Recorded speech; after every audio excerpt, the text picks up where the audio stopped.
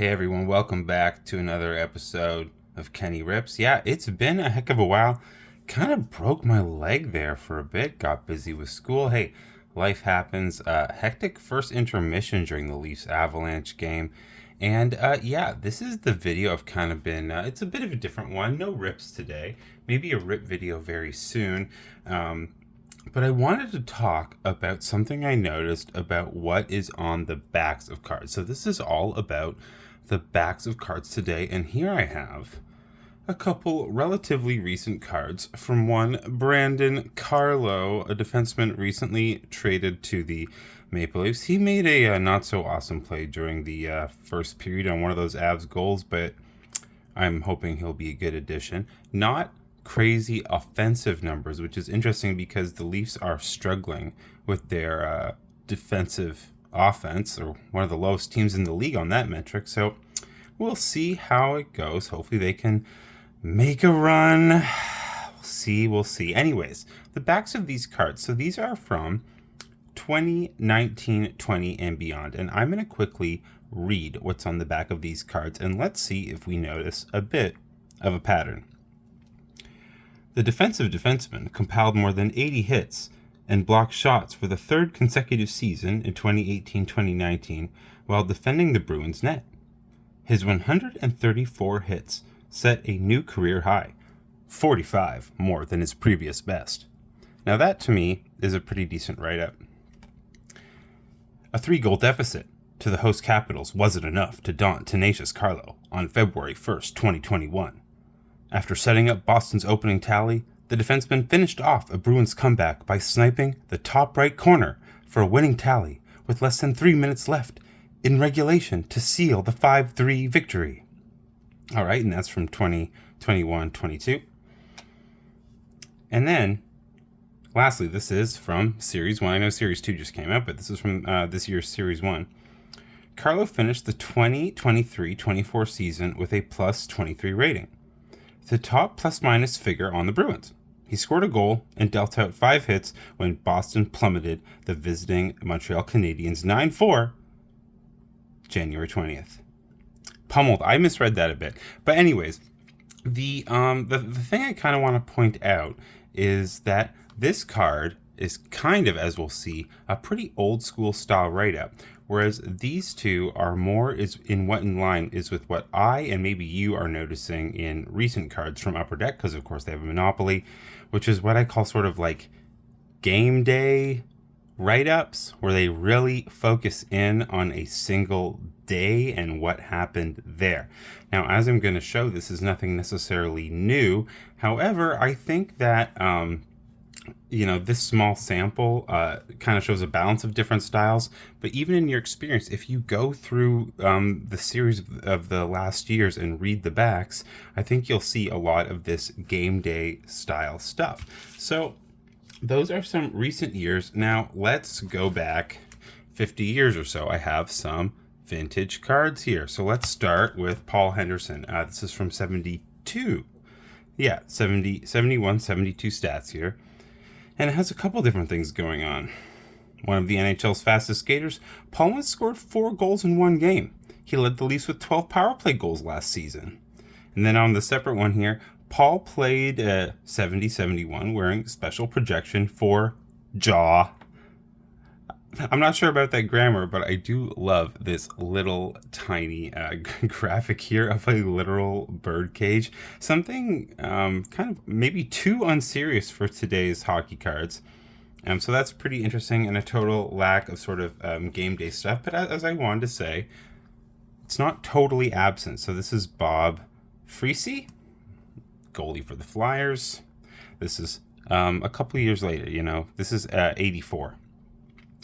Bob handled 31 shots to help Flyers beat Islanders 5-1, 10-15, 83. He stopped 25 shots in a 3-1 victory versus Penguins, 10-29. Made 21 saves in 4-2 win over Whalers, 11-6. Bob finished the season with 28 wins, tied for 4th best in the NHL. And the thing is, even back then, this style of game day write-up does not lead to the best writing. Super economical grammar. Right here, this 11-6. I can guess it means November the 6th, but technically, I mean, a hockey game could be 11/6, doesn't happen often. So it's a little ambiguous, a little disappointing.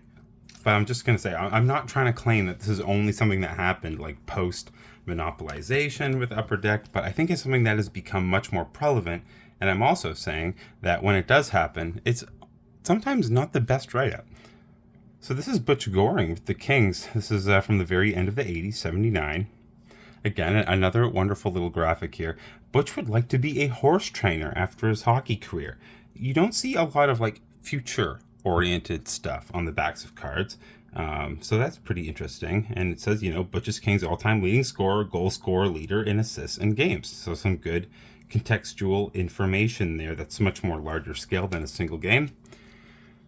Got legendary Tiger Williams here with the Leafs.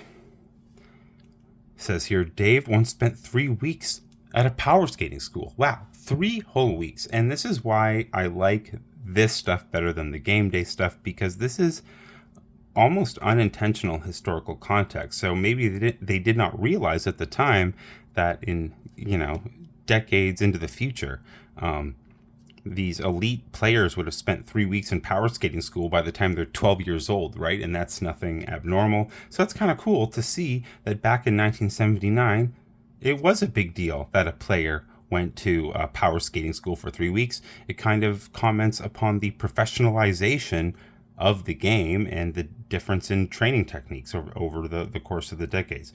Pretty cool stuff, something you lose out on when you do more like game day type stuff. Here's an interesting couple of things. Personal information on the backs of cards. This is from the same set here. It's O-Pee-Chee 83, or 82, sorry. So first we have, now Coach Lindy Ruff. It says here, right off the bat, Lindy is a bachelor. And his last amateur club was the Lethbridge Broncos. Scored first NHL goal in his first NHL game, October 11th, 1979, which was, a couple years ago. Right, so it's interesting they're doing game day stuff from a game that was a couple seasons in the past. Got a nice Mike Bossy here, and we know that he's not a bachelor because Mike and his wife Lucy have one daughter. His last amateur club was the Laval National of the KJHL. And maybe it's a good thing that less personal information is on the back of players' hockey cards, but it's interesting that it's there nonetheless. So we see a real wide variety of eccentric information on the backs of those 70s and 80s cards, which is just kind of fun to look back on, decades in the future. Fun for, historians, amateur historians. Now we got a couple 90s cards here, early 90s cards from the so-called junk wax era. And we'll see something similar, but with less eccentricity, no real personal information. I do see junk wax era cards saying if guys are a bachelor, maybe they're putting that in at their request, getting the word out there. But this one for Patrick Waugh says NHL's best goalie over the past 2 seasons. Patrick thrives on playoff pressure. And I think what's interesting about this card is just saying, NHL's best goalie. He probably won the Vezina one of those seasons, if not both. But the interesting thing, I think, is that cards these days aren't going to make these comparative, descriptive, adjective-laden things. They're sticking to the stats. And when you have stats, you have those game day type things. This one is interesting. This Rod Buskus here, a dependable player and a popular team man. And I think that's commentary that wouldn't usually get on to modern day cards, some behind the scenes sort of stuff. Rod was claimed by the Kings in the 90 waiver draft after being left unprotected by the Penguins.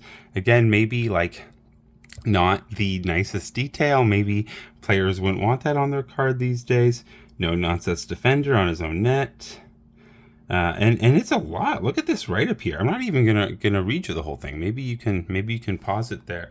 But it's not personal information, and it's like about his off ice life. And yeah. Just want to say that people did take the lazy route sometimes. Here's a Peter Forsberg card with nothing on it. I know I have a Phil Esposito card from the 80s that has like seasons and seasons of stats, no room for any write-up. So sometimes the card designs can be, very Spartan, and you don't get that information at all. That's the case with some of the more recent O-Pee-Chee lines. It's nothing necessarily new. And then moving on to probably my personal favorite era of cards, the late 90s, early 2000s. And I have some really interesting stuff here. I think this might be the best era. This Mike Ricci card here. Hey, look at this picture. I'm going to do a couple videos in the future on just some cards with great photographs on the front. Some unconventional photographs. I think that's one of them. And on the back, a little interview. They aren't the longest answers in the world, but they can revealing. Hockey heroes growing up, Bobby Clark and Guy Lafleur. He likes to hang out with friends, fish, and play golf. I think that might describe 90% of NHLers. It's not the most crazy thing in the world, but I still think it's a lot cooler than, simple game day stat. Again, I wanted to show this one because I'm not trying to say that Upper Deck sort of, invented this thing when they got the monopoly a decade or so ago. Here's a Felix Potvin card with 3 games worth of sort of, it's not written in full sentences, but you get the same sort of stats. Here's another Felix Potvin card, and it reads, fighting his way through swirling trade rumors and an inexperienced defense in front of him, Toronto's Felix Potvin turned in one of his most courageous performances in 97-98. The two-time All-Star netminder logged his first shutout in 2 seasons and led the Maple Leafs in wins and save percentage through mid-January. So especially that first part, again, wouldn't make it onto a modern-day card. It's too editorial.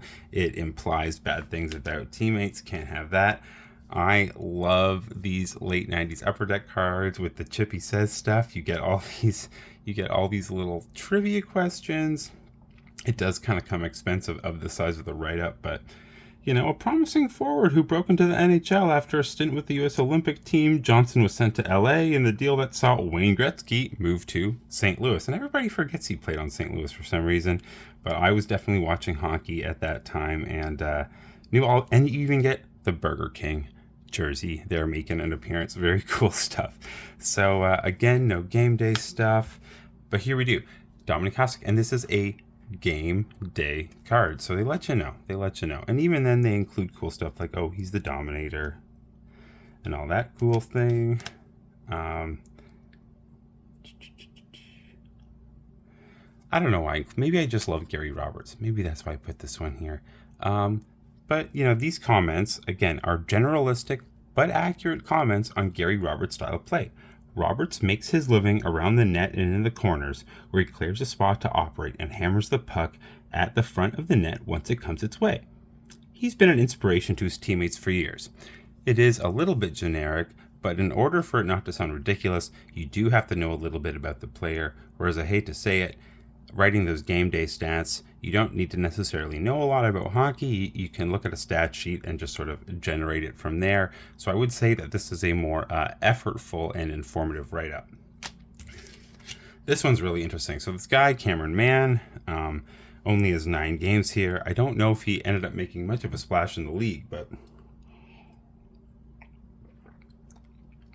so this is a 98 card. Look at the lengths they went to give you as much information as possible about this guy. Recorded first NHL career point, December 28th, 97 versus Rangers.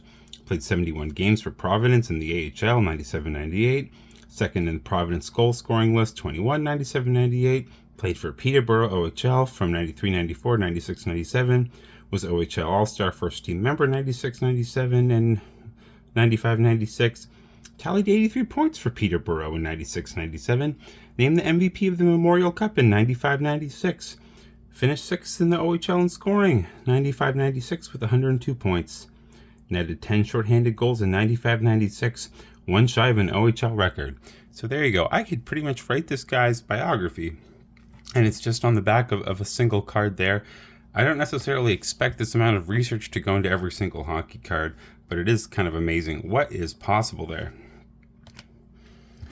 Moving on kind of to the early 2000s.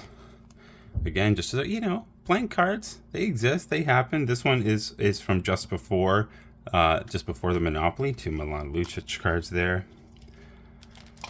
And then I had at least one other that I wanted to, but this one, okay, how about this? So this is, again, I think, indicative of a type of writing that you're just not going to find often on new cards.